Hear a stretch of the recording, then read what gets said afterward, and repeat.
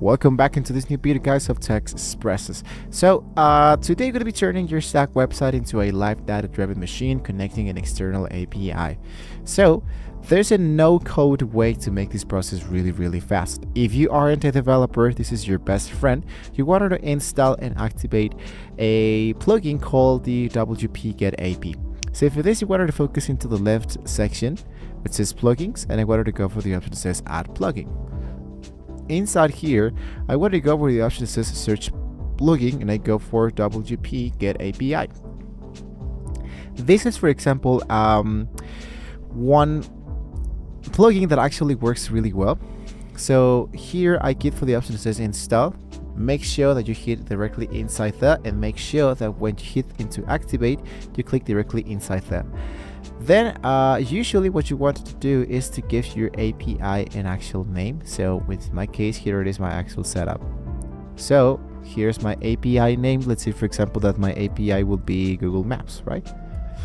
Now, and you wanted to paste the base URL from your API documentation. Most APIs, in my case, the unique ID will be this one. Now, most APIs requires an authorization header. So in the header section, type the authorization and paste your bearer, which usually is your API key.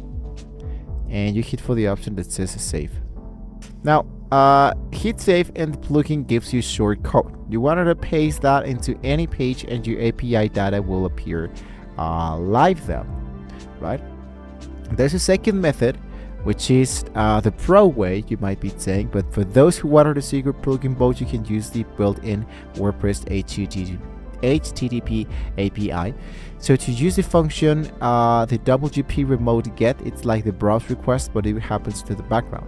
So basically, the WP remote get usually appears directly inside the actual plugins. So it looks a little bit like this. It's like a browser request, but it happens into the actual background. Because once you get the response, you use the JSON decode to turn that raw data into a PHP array that WordPress can actually read. So you don't call the API every time someone refreshes the page. You use the transient API to cache the data for 1 hour. This keeps your site blazing fast. Now, what if you want an external application to talk to your WordPress? Let's say, for example, Shopify. So you don't only use your administrator passcode. You wanted to generate an application passcode. It's a unique 24-character code that only gives the API access to a specific task, so you can revoke it at any time.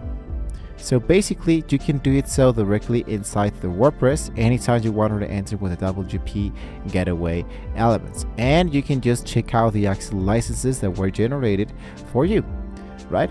So basically, this is how we can actually use the API to get started directly from your actual WordPress.